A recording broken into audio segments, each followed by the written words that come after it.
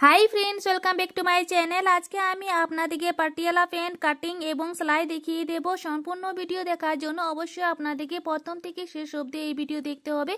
तो এই যে কাপড়টা নিয়েছি এটা প্রায় আমি 2 মিটার নিয়ে নিয়েছি।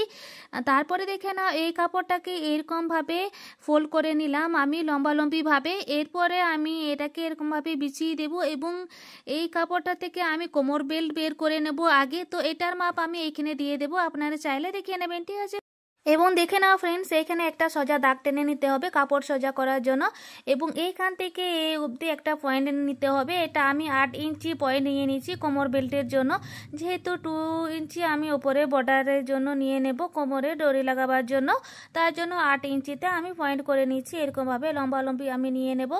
তো বরাবর করে আমি এখানে পয়েন্ট করে নিচ্ছি 8 ইঞ্চি এবং এইখানে কোমরের বেল্ট আমার দরকার পড়বে চওড়া আমি নিয়ে নিচ্ছি এইখানে 42 ইঞ্চি এবং 1 ইঞ্চি সেলাই মার্জিনের জন্য নিয়ে নেব এবং স্কেল সাহায্যে আমি সোজা এখানে একটা দাগ টেনে নেব এরকম ভাবে।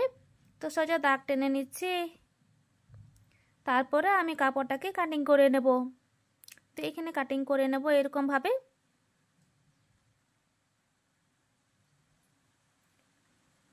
দেখে নাও ফ্রেন্ডস এটা আমার কাটিং করা হয়ে গেছে কোমর বেল্টটা এবং এইখানে যে বাড়তি কাপড়টা আছে এটা আমি কাটিং করে নিয়ে নিচ্ছি।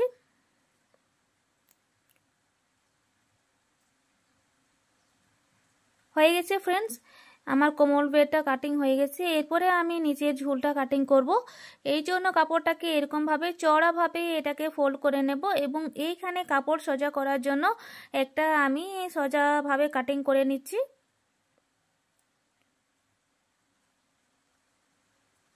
এইখানে 2 ভাঁজ করে রেখেছি ফ্রেন্ডস, কাপড়টা 2 ভাঁজ করে রেখে নেবেন। তো 2 ভাঁজ করে তারপরে এইখানে দেখে নাও একটা সোজা একটা এই বর্ডারটা নিতে হবে সামনের পার্ট এখানে দুটো তৈরি হবে।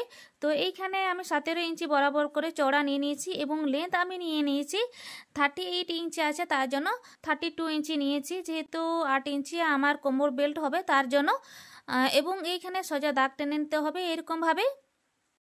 দেখে নাও ফ্রেন্ডস এটা সোজা দাগ টানা হয়ে গেছে এবং কাপড়টা এখান থেকে আমি কাটিং করে নেব এবং এইটা আমি সোজা করে নিচ্ছি। এই কাপড়টা আমি কাটিং করে নেব যেহেতু মৌরির কাছে পট্টি লাগাবার জন্য ওটা ইউজ করব এবং এরকম ভাবে সোজা ভাবে আমি কাটিং করে নিচ্ছি কাপড়টা।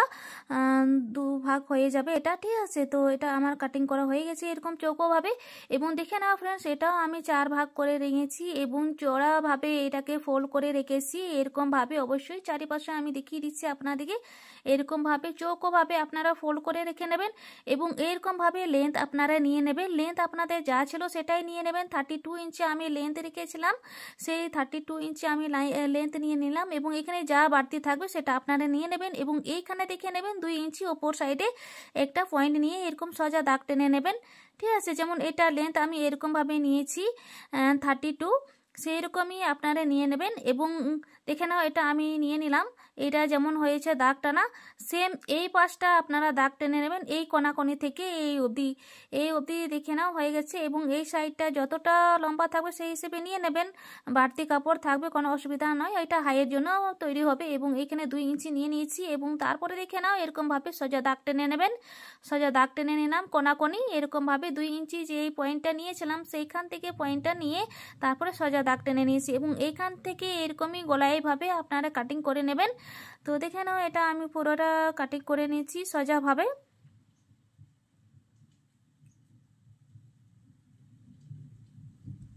এরকম ভাবে আপনারা কাটিং করে নেবেন ফ্রেন্ডস। আপনাদের যদি কোনো কিছু বুঝতে অসুবিধা হয় অবশ্যই আমাকে কমেন্ট করে নিতে পারেন, আমি আপনাদেরকে বুঝিয়ে দেওয়ার চেষ্টা করব।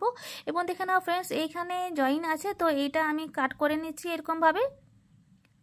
এটা কাট করা হয়ে গেছে এবং দেখে নাও ফ্রেন্ডস এটাও আমার জয়েনিং আছে তো এটাও আমি কাটিং করে নেব এইখানটায়।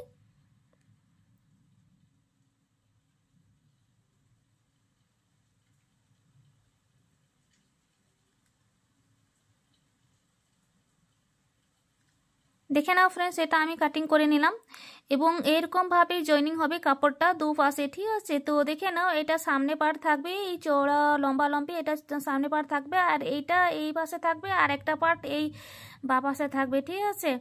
তো দেখে নাও এখানে আমি সেলাইয়ের জন্য চলে এলাম। আমি ওই যে যেমন দেখালাম নিচে, সেম ওইরকমই আমি সামনের পার্টের থেকে দুপাশে এটাকে জয়েনিং করে নেব পাশের কাপড়টা। তো দেখে নাও এটা আমি সাইডের কাপড়টা আমি নিয়ে নিয়েছি এবং উপর থেকে নিচের অবধি সেলাই করে নেব। লম্বালম্বিভাবে আপনারা অবশ্যই সেলাই করে নেবেন। সেলাই হয়ে গেছে এবং নিচের থেকে উপরে আরেকবার সেলাই নিয়ে নিচ্ছি, ডবল সেলাই দিয়ে দিচ্ছি। আপনারা সিঙ্গেলও সেলাই দিয়ে দিতে পারেন। এবং এই সাইডটা যেমন সেলাই করলাম এইখানটায় সেম তারপরের পাশটাও আমি সেলাই করে নেব। তো এইখানটায় আমি সেলাই করে জয়েনিং করে দেব সাইডের কাপড়টা। তো দেখে নাও এটাকে আমি উল্টোভাবে নিয়ে নেব, এরকম এরকম করে তারপরে এইখানটায় সেলাই করে নেব। তো এখান থেকে দেখে নাও আমি সেলাই করে নিচ্ছি ফ্রেন্ডস।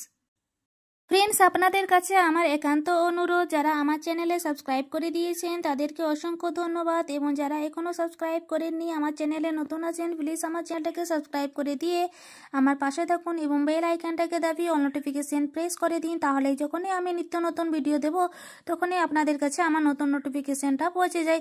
এবং দেখে নাও ফ্রেন্ডস, আমি দুটো পার্ট আমি সেলাই করে নিয়েছি, যেমন ওটা সেলাই করলাম সেম আমি ওইরকমই সেলাই করে নিয়ে নিয়েছি। এবং নিচের মুহুরিটা আমাকে সেলাই করে নিতে হবে, তার জন্য আমি দুটো পেপার পেস্টিং নিয়েছি এবং দুটো এখানে চওড়া পট্টি নিয়ে নিয়েছি। আমি 2 ইঞ্চি নিয়েছি, পেপার পেস্টিং 1 ইঞ্চি নিয়েছি, দুটোকে আয়রন করে বসিয়ে দিয়েছি। এবং দেখে নাও ফ্রেন্ডস, এই পট্টিটাকে এরকমভাবে নিয়ে নিতে হবে এবং এইখানে হাফ ইঞ্চি করে সেলাই করে নিতে হবে। এবং এইখানে আমি পিন আপ করে নিয়ে নিয়েছি যাতে এই কাপড়টা সরে না যায় তার জন্য। তো এখান থেকে আমি সেলাই করে নেব এরকমভাবে। দেখে নাও ফ্রেন্ডস, এটা সেলাই হয়ে গেছে এবং এই কাপড়টা এরকমভাবেই নিয়ে তারপরে এইখানে ডবল ফোল্ড করে নিতে হবে কাপড়টাকে। ডবল ফোল্ড করে এইখানে এরকমভাবে সেলাই করে নিতে হবে লম্বাভাবে। দেখে নাও ফ্রেন্ডস, এটা সেলাই হয়ে গেছে এবং এইখানটায় 2-3 বার সেলাই করে নিতে হবে। এইখান থেকে আমি সেলাই করে নিচ্ছি, এইখানে আপনারা যতবার ইচ্ছে সেলাই করে নিতে পারেন। এইখানে আমি 4 বারের মতো সেলাই করে দেব লম্বাভাবে। তাহলে এই পেপার পেস্টিংটা সেলাই করে দিলে কি হবে, একটু মোটাভাবে তৈরি হবে এবং মজবুত হবে তার জন্য, ঠিক আছে। তো দেখে নাও এইটা এইরকমভাবে সেলাই করে নিতে হবে, তাহলে এইটা ডিজাইনটা দেখতে সুন্দর লাগবে।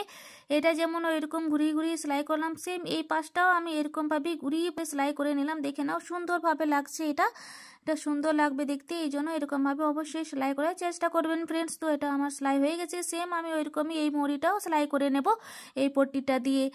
পরে দেখে নাও ফ্রেন্ডস, দুটো কাপড়টা আমি নিয়ে নিয়েছি, দুটোকে সোজাভাবে রাখলাম এবং দুটোকে উল্টোভাবে রাখলাম। এরপরে দেখে নাও এই হাইয়ের অংশটাকে সেলাই করে জয়েনিং করে দিতে হবে। দুটো হাইটাকে এরকমভাবে নিলাম এবং এইখান থেকে এই অবধি সেলাই করে জয়েনিং করে দিতে হবে। তো এইখানে আমি ভালোভাবে নিলাম এবং এইখান থেকে সেলাই করে নেব। তো এইখানে দেখে নাও আমি সেলাই করে নিচ্ছি একদম নিচে অবধি, এরকমভাবে আপনারা সেলাই করে নেবেন ফ্রেন্ডস। সেলাই করে জয়েনিং করে দেবেন, হয়ে গেছে দেখে নাও। এবং এইখানে আরেকবার সেলাই করে নেব, ডবল সেলাই করে নিচ্ছি, হয়ে গেছে দেখে নাও। এবং এইটা যেমন সেলাই করলাম সেম এই পাশটাও আমি সেলাই করে নেব। দেখে নাও ফ্রেন্ডস, এটা আমি সেলাই করে নিলাম এবং এইখানে আরেকবার সেলাই করে নেব, ডবল সেলাই করে নেব। এবং এই যে দেখে নাও ফ্রেন্ডস, মোহরি সেলাই করব। তো মোহরি সেলাই করে জয়েনিং করে দেব। এইখানে আমি মোহরিটা নিয়ে নিচ্ছি 6.5 ইঞ্চি, আপনারা নিজের ইচ্ছের মতো নিয়ে নেবেন। দেখে নাও ফ্রেন্ডস, এই যে 6.5 ইঞ্চি এইখানে পয়েন্ট করে নেব এরকমভাবে দিয়ে তারপরে সেলাই করে নেব। তো এইখানে আমি সেলাই করে নিচ্ছি, এরকমভাবে সেলাই করে আমি জয়েনিং করে দেব এই মোহরি সাইডটা। তো এইখানে দেখে নাও হাইয়ের কাছে দেখে নাও একটু যাতে আগে পিছু না হয় সেটা অবশ্যই ধ্যান দেবেন। তো একটু ভালোভাবে সেলাই করে নিচ্ছি, একটু দেখে কাপড়টা একদম সমানভাবে রেখে নেবেন, তারপরে সেলাই করে নেবেন। দেখে নাও ফ্রেন্ডস, এই অবধি আমি নিয়ে চলে এলাম সেলাই করে। এরপরে দেখে নাও এই যে হাইয়ের কাছে একটু ভালোভাবে সেলাই করে নেবেন এইরকমভাবে। এই যে দেখে নাও লাস্ট অবধি আমি সেলাই করে নিলাম এবং দেখে নাও এইখানটাও আমি 6.5 ইঞ্চি নিয়ে নিলাম এবং এইখান থেকে এই অবধি সেলাই করে তারপরে আরবার একবার আমি উপর দিকে সেলাই করলাম, দুটো সেলাই দিয়ে দিয়েছি দেখে নাও ফ্রেন্ডস। এবং এই যে বাড়তি কাপড়টা আছে এটা আমি কেটে বাদ দিয়ে দেবো এরকমভাবে।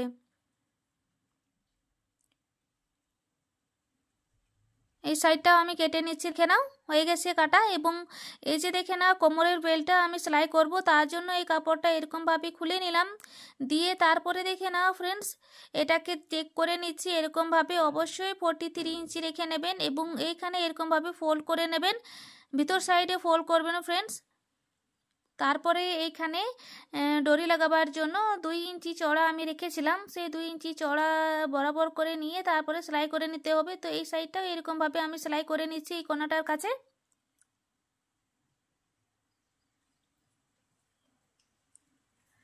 হয়ে গেছে সেলাই করা এবং সুতো কাটিং করে নেব এটা দিয়ে। তারপরে এইখানটায় আমি ফোল্ড করে সেলাই করে নেব। সুতো কাট করে নিয়ে নিয়েছি, এরপরে এরকমভাবে ফোল্ড করে নেবেন ফ্রেন্ডস। এইখানে একটু মতো 3 পয়েন্টের মতো ভিতর সাইডে নিয়ে তারপরে সেলাই করে নেবেন এইখান থেকে।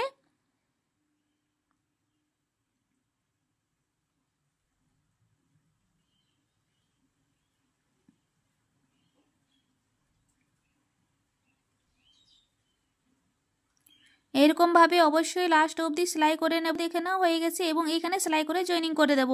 এবং দেখে নাও ফ্রেন্ডস, এই যে কুচিগুলো দেবো, তো এইখানে দেখে নাও কুচিগুলো অবশ্যই এরকমভাবে নিয়ে নেবেন, সামনাসামনি একদম কুচিগুলো থাকবে মুখোমুখিভাবে। তো এটা সামনের পার্টের কুচি করছি।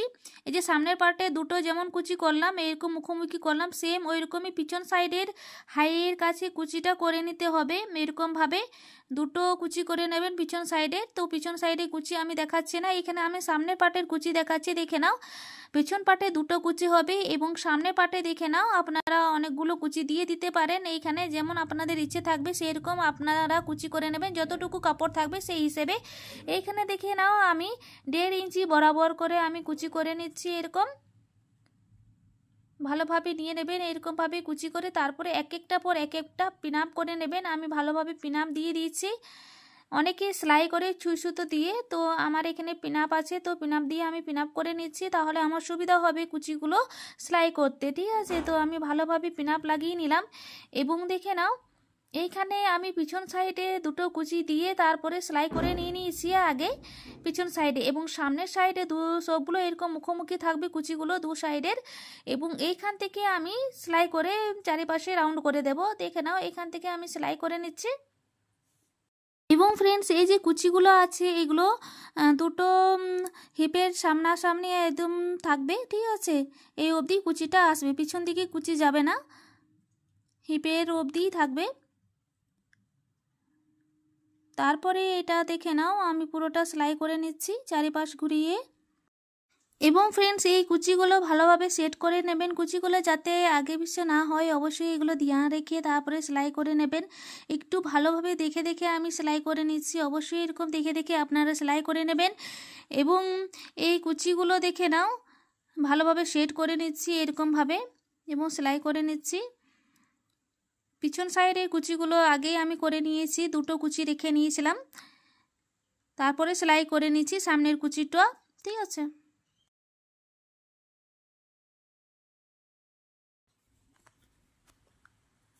দেখে নাও ফ্রেন্ডস, এটা একবার সেলাই হয়ে গেছে, পুরোটা জয়েনিং করে দিয়েছি সেলাই করে। এরপরে আবার একবার আমি সেলাই করে নিচ্ছি চারিপাশ ঘুরে, এখানে আবার একবার সেলাই করে নেব, ডবল সেলাই করে নিচ্ছি।